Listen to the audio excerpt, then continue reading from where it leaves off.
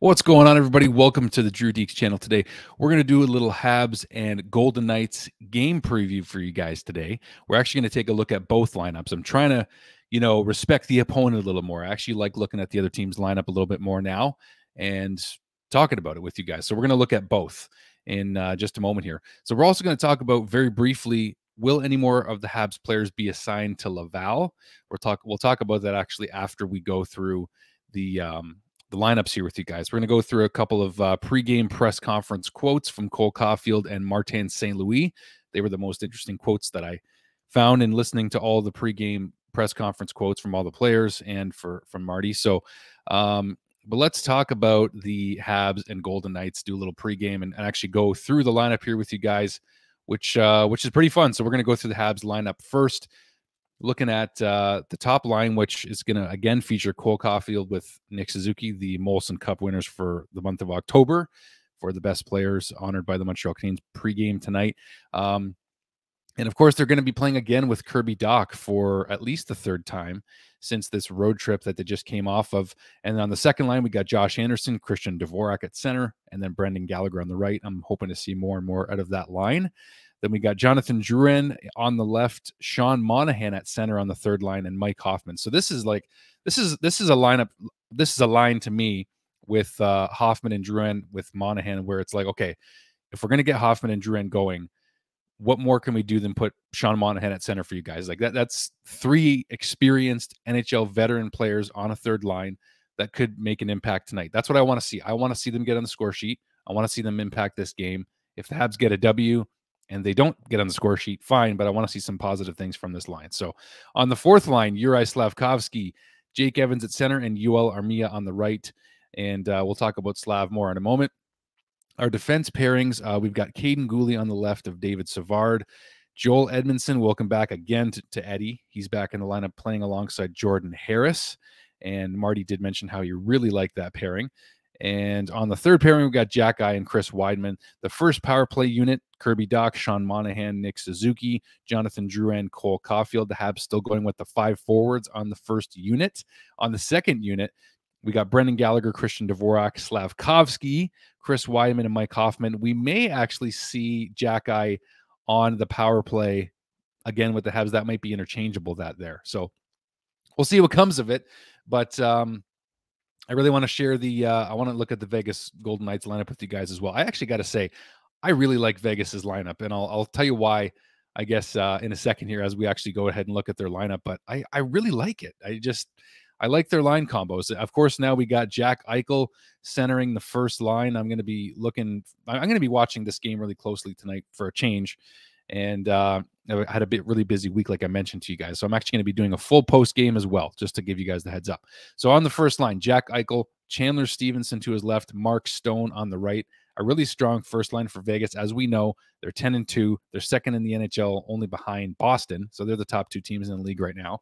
On the second line, you got Jonathan Marchessault with William Karlsson at center, Riley Smith on the right, Mike Amadio on the left on the third line, Brett Howden, and Phil Kessel. Phil the Thrill. You can't miss Phil the Thrill on the third line. I don't know. I cheer for that guy. I got to admit, I kind of cheer for him a little bit. Will Carrier, Nicholas Waugh, and Keegan Colasar on the fourth line there for the Vegas Golden Knights. Alec Martinez on the left for the first defense pairing with Alex Pietrangelo, Braden McNabb, Shea Theodore, another guy that reminded me of the Vegas playoff run where we beat them, of course, but Shea Theodore stands out among the pack for defensemen.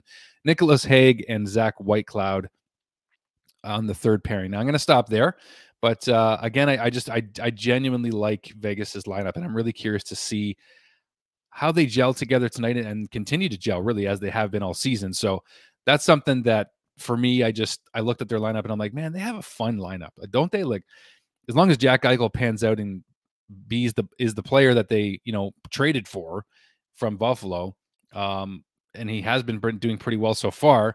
I just think that that's kind of was the plan, to have him be their first line centerman, which he is obviously, and Vegas is off to a really hot start. So now, will any more of the Habs players be assigned to Laval? I think the answer right now is no. I don't think Juraj Slafkovsky is going anywhere. With Dadonov now on the IR list, I think that this lineup is probably going to stick for a little while here. Now, insert Rem Pitlick or Michael Pezzetta where you will, but those guys are the healthy scratches tonight, and I just don't see Juraj Slafkovsky going down to Laval. I think based on the way Marty has seen his play improve, I don't think that they want him to go down to Laval at this point.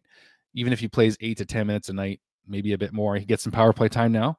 I think that at this point, there's just no reason to.